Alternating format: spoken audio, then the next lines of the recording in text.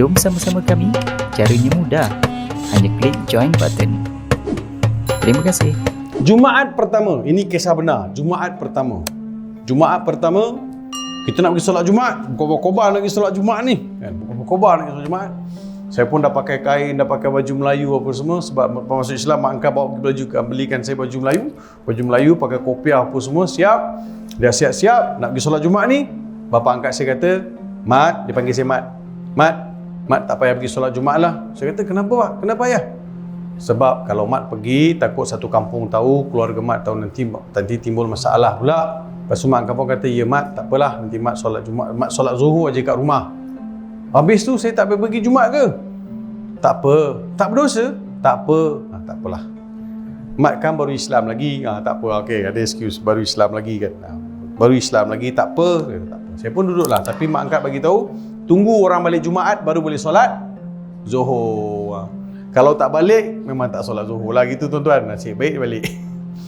Duduk, tunggu. Dan tunggu tu tertidur. Dalam tidur tu datang seorang lelaki yang berpakaian serba putih, jambang putih, janggut putih. Dia bawa rotan, dia rotan saya dalam tidur. Dia rotan kau tuan-tuan. Memang kuat dia rotan. Sampai saya terbangun tu berpeluh. Basah baju ni, peluh. Kena belasah dalam mimpi. Dalam tidur. Jaga. Saya kata, ini kot balasan untuk pergi sembahyang Jumaat. Rasa macam kena pukul betul. Ini kot rasa orang tak pergi. Ini kot balasan tak pergi solat Jumaat. Allah, saya dah menyesal. Kenapa aku tak pergi jadi? Jadi macam tu. Sampai begitu sekali tuan-tuan. Itu dululah. Sekarang lambat-lambat pun mimpi juga. Tapi tak ada pula kena mimpi. Mimpi kena watan. Awal-awal dulu lain tuan-tuan. Saya lah tuan-tuan. Saya muhasabah diri saya sendiri. So, minggu berikut saya pergi Jumaat. Satu keluarga dah tahu. Satu kampung dah tahu. Sampai ada orang kampung lalu dekat rumah mak saya kata, Acik, Rawi sudah masuk Islam. Acik tak ada marah kah? Dia suruh marah buat apa?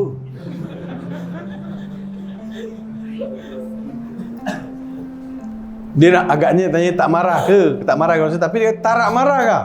Marahlah dia. Asal-asal orang tak marah, suruh marah.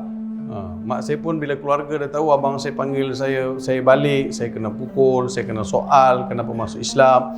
Kenapa masuk Islam? Saya kata saya dapati Islam ni agama yang betul. Apa yang betul? Ketuhanan betul. Saya percaya Tuhan itu satu. Tuhan tak berbilang-bilang. Bab tu kau tak payah ajar. Islam ni banyak tak betul, kata abang saya. Saya kata tak betul. Kat mana tak betul? Oh, kau pandai menjawab. Lah betul lah. Bila you kata tak betul, you kena tunjuk dengan saya yang tak betul tu kat mana. 1, 2, 3 tak betul. Satu pun tak apa dah. Oh, kau menjawab. Kau ajar. Ini Islam ajar kau, so kau ajar tu. Bukan bang, saya tanya. Tak habis tanya lagi. Pam. Lompang, sepak, terajang. Rumah kami rumah papan. Masa dipukul tu saya undur. Sakit tau. Sakit. Selang-seli dengan getah paip. Sakit. Oh. Kalaulah badan ni boleh bercakap, dia cakap. Banyak kali kena pukul sebab masuk Islam.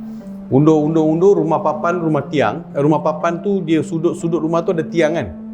Dia ada tiang tu, sudut dia tajam. Saya undur, saya sampai kat start dekat tiang tu. Dia tarik rambut saya, dia hentak ke belakang.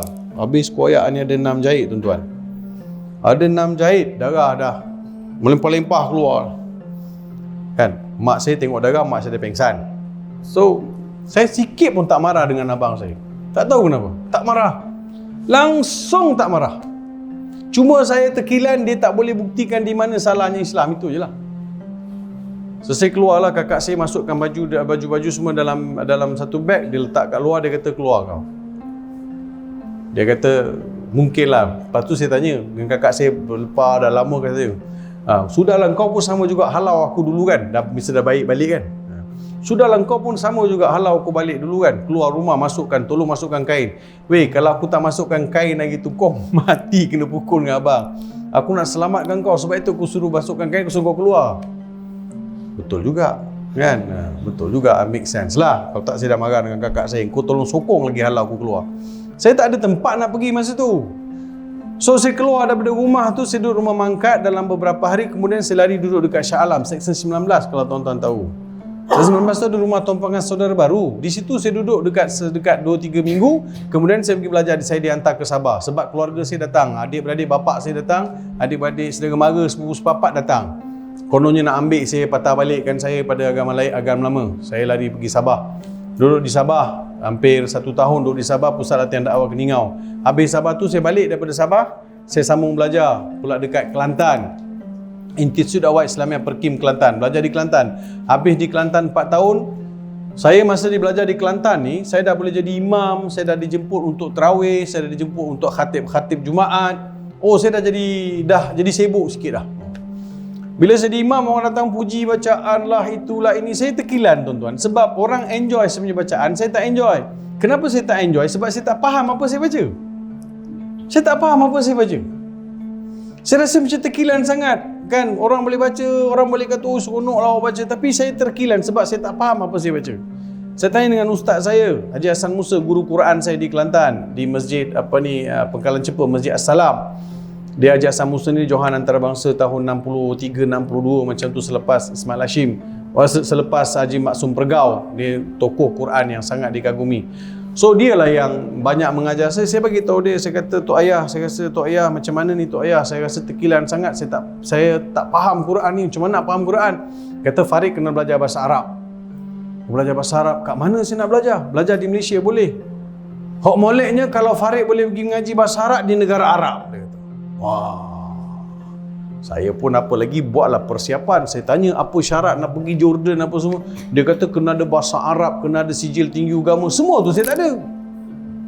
Saya jadi disqualified tu. So apa saya buat? Saya ambil SPM sendiri. Saya beli buku Al-Quran, Sunnah, Syariah, bahasa Arab. Saya baca dan saya ulang kaji. Saya pergi kat Perak, duduk dekat 3-4 bulan kat situ, dekat sekolah agama rakyat, belajar di situ, ulang kaji kat situ supaya nak skor SPM. Semua tu saya buat.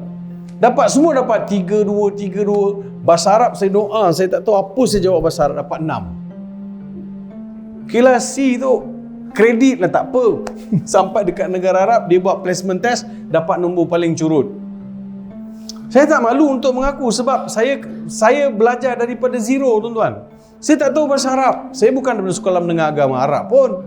So saya bila sampai di Jordan, bahasa Arab saya sangat weak. So saya masuk kelas tu, Allah Ta'ala Maha Pengasih Maha Penyayang. Saya masuk kelas pengajian bahasa Arab tu, kelas bahasa Arab saya masuk tu, bersama saya ada budak Itali, ada budak Perancis, ada budak Amerika. Budak Itali tak reti cakap bahasa orang putih. Yang budak Perancis tak ada cakap orang putih. Yang Amerika ada cakap orang putih, siapa nak faham cakap dia? So mau tak mau, kena usaha cakap bahasa Arab. Dan Mak Saleh ni datang, dia belajar bahasa Arab sungguh-sungguh. Dia belajar bahasa memang sungguh-sungguh. Mungkin apa purpose secara untuk apa dia belajar kita tak tahulah, tapi sungguh-sungguh. Saya dengan dia orang lah belajar. Oh, saya kawan dengan Arab. Saya kawan dengan Arab. Saya ada keluarga angkat Arab. Saya lepak dengan budak-budak Arab sebab rugi kalau saya tak belajar bahasa Arab sungguh-sungguh. Saya belajar bahasa Arab sungguh-sungguh, saya belajar bahasa Arab. Ya, tuan-tuan. Seronok saya. Ingat masa mula-mula di Jordan masuk asrama tu, dia dekat Arab ni suka minum syai, minum TO kan. So saya bagi tahu kawan saya, masa ke asrama dia ada satu macam pantry. Kita boleh buat air minum. Saya kata kawan saya, jom kita beli ceret. Pergi pekan beli ceret. Padahal ceret dalam bahasa Arab apa? Siapa tak tahu. Ceret dalam bahasa Arab saya tak tahu apa. Nak cakap apa. Dalam bahasa Arab ceret tu macam mana nak sebut tak tahu. Sampai dekat kedai, bagi tahu Arab tu Arab kata mana? Apa nak? Apa? Hakaza? Syu hakaza, Arab kata syu hakaza. Apa hakaza dia? Lepas tu bagi tahu lah macam ni, dia berpuluh-puluh Arab tu. Lepas tu kita kata macam nak cakap, engkau lah cakap. Itulah, zaman tu mana ada handphone, macam mana nak Google. Sekarang kan semua boleh kan bagi ceret. Dia tekan balik, dia keluar bahasa Arab kan. Mana ada sekarang. Zaman tu mana ada, handphone pun tak ada. Lepas tu kita hakadha, ma, nar, syai, ibrik, dia kata. Ibrik, nampak marah tuan-tuan. Sebab dia dapatlah ibrik. Ibrik rupanya ceret. Itu saya belajar bahasa Arab. Alhamdulillah. Balik daripada Jordan, saya dapat bertugas di Kolej Universiti Islam Antarabangsa Selangor. Masa bertugas tu saya ajak mak saya pula masuk Islam. Pujuk, mak saya masuk Islam. Alhamdulillah, mak saya masuk Islam bulan 3, meninggal bulan 5. sempat masuk Islam. Mak masuk Islam. Saya kata, mak, besok dekat akhirat kalau mak mati dengan agama mak, saya mati dengan agama saya, tempat kita tak sama, mak. Saya tak nak kehilangan mak dekat akhirat. Kalau boleh di dunia masa singkat ni kita terpisah, saya boleh terima lagi dekat akhirat. Saya tak sanggup agaknya kalau saya dipisahkan daripada mak. Mak telah banyak berjasa pada saya, lahirkan saya, besarkan saya dikala ayah tak ada. Mak lah segala-galanya untuk saya. Menangis orang tua saya. Mak saya kata, mak bukan tak nak masuk Islam dan mak tahu Islam ni agama baik, tapi mak takut kalau mak masuk Islam, apa adik-beradik kau cakap? Saya kata, tak apa mak, Allah ada. Mak masuk Islam, Allah ada. Allah will take care. Allah take care you. Lepas tu mak saya kata masuk Islam. Hari yang sama saya bawa mak saya masuk Islam. Dekat pejabat agama Islam Kuang. Pejabat agama Islam Kuang, Ustazah Fatimah. Ada meja, ada 2 kursi. Ustazah punya kursi, mak saya 1 kursi. Mak saya duduk, Ustazah pun duduk. Saya pun ajak mak saya mengucap. Selesai mengucap, Ustazah tanya, Ustaz nak bagi nama apa kat mak Ustaz? Saya kata bagi nama Siti Aminah. Siti Aminah? Elok tu sebab ambil berkat nama ibu Rasulullah sallallahu alaihi wasallam, Siti Aminah. Oh, Siti Aminah. Mak saya pun tengok saya. Saya berdiri sebelah. Mak saya senyum. Mak, kenapa mak senyum? Kau pandai Kenapa mak? Masa kau kecil aku bagi nama, sekarang kau bagi nama aku. Saya kata tak ada masalah kalau mak ada nama kan. Kita pilih nama baik-baik. Dan mak saya masuk Islam, lepas tu bulan 31 hari bulan 30 hari bulan 5 mak saya meninggal. So sempatlah diuruskan cara Islam dan dikebumikan cara Islam. Dia pun ada juga pergolakan pergaduhan masa mak saya meninggal tu sebab ramai yang tak tahu mak saya dah masuk Islam.